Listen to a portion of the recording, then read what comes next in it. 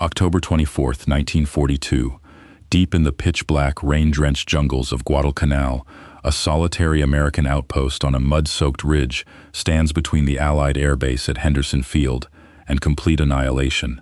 Thunder rolls overhead, but the true nightmare begins in the darkness below.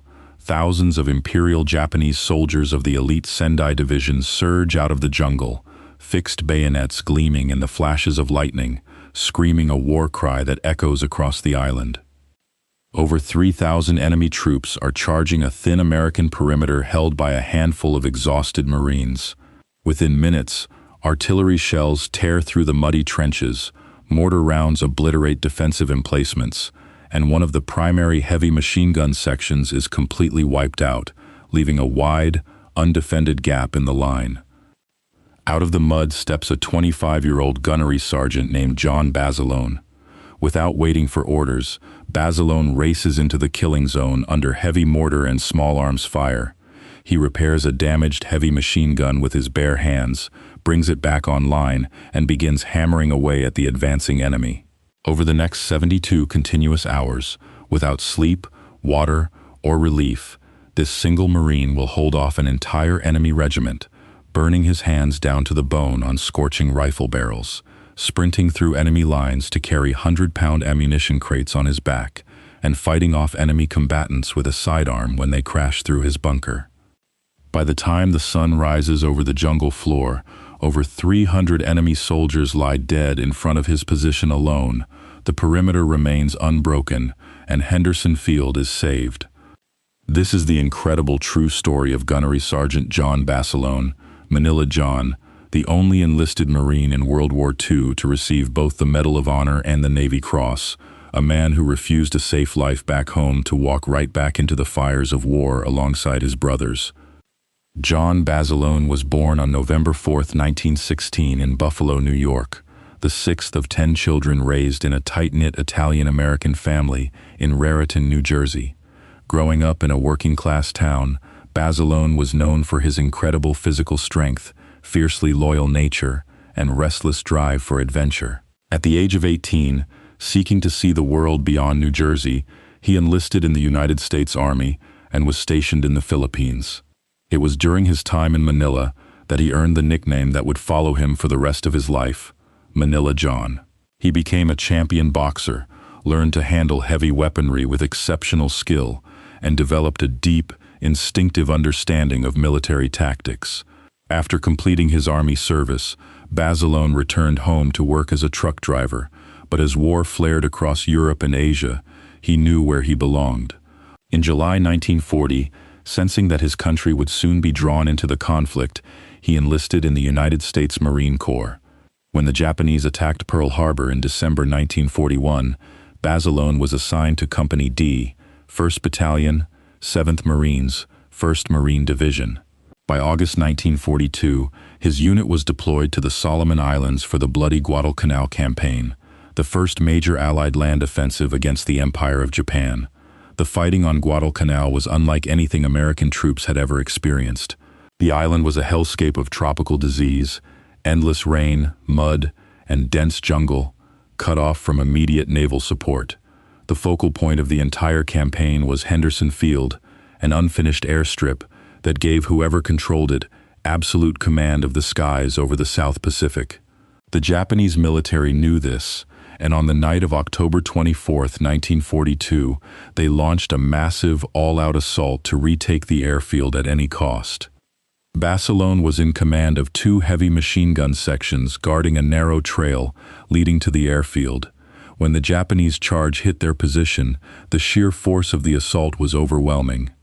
Waves of enemy soldiers threw themselves against the wire. One of Basilone's machine guns was knocked out of action by enemy fire, killing its crew. Basilone didn't hesitate. He sprinted through an open field under heavy machine gun and mortar fire to reach the knocked-out weapon. Finding it jammed, he quickly cleared the mechanism under fire, manned the gun himself, and began laying down devastating suppressive fire. As the barrels of his Browning .30 caliber machine guns overheated from continuous firing, he picked up a spare gun, ignoring the searing heat that melted the skin off his hands and arms, and kept shooting. When ammunition ran dangerously low and communication lines were cut, Basilone strapped on his sidearm, ran through enemy-controlled jungle to the main supply dump, loaded 2 90-pound crates of ammunition onto his shoulders, and fought his way back to his men. At one point, when Japanese soldiers broke through the defense line and surrounded his position, Basilone drew his pistol and fought them off hand to hand until his gun crews could rearm. For 3 days and 3 nights, Basilone barely stopped firing, repairing guns in the dark and maintaining the line. When reinforcements finally arrived to relieve his section, they found John Basilone sitting on a pile of spent brass shell casings, exhausted, burned, but still standing guard. His actions single-handedly held the line and prevented the Japanese from capturing Henderson Field. For his extraordinary heroism at Guadalcanal, President Franklin D. Roosevelt awarded John Basilone the Medal of Honor, the nation's highest military decoration. Instantly, Basilone became an American icon. The military brought him back to the United States to lead a nationwide war bond tour. He was featured on magazine covers, given key to the city parades, and showered with attention wherever he went. Movie stars wanted to meet him, and the military offered him an assignment to spend the rest of the war safely in Washington, D.C., training recruits and attending public events. Basilone hated every second of it. He didn't view himself as a celebrity, and he felt deep guilt being praised in luxury hotels while his fellow Marines were still fighting and dying in the Pacific mud. He repeatedly requested to be sent back to the front lines.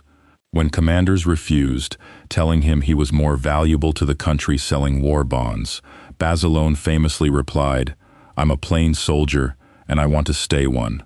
I belong back with my boys." Eventually, the Marine Corps gave in to his relentless requests.